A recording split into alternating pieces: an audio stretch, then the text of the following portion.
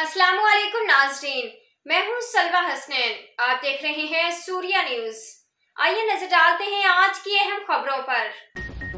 Karachi bureau chief journalist Mohammad Farooq बरड़ू कादरी निगरान वज़ीर सिंध और नेवल चीफ के दरमियान पेशेवराना अमूर पर गुफ्तगू। नेवल चीफ ने कहा है कि कराची का इंटीग्रेटेड सनती फैसला समंदर में जाने से समंदर आलूदा होता जा रहा है।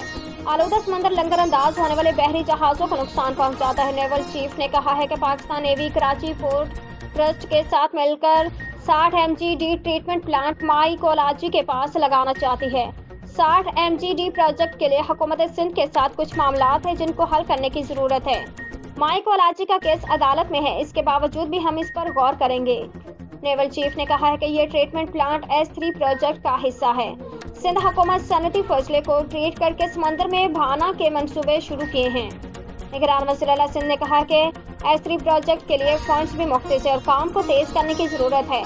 सनती फैसला के ट्रीटमेंट के लिए वफाकी हुकूमत का प्रोजेक्ट भी है। जस्टिस मकबूल बाकर ने कहा है कि जिसके काम को भी तेज करने की जरूरत है।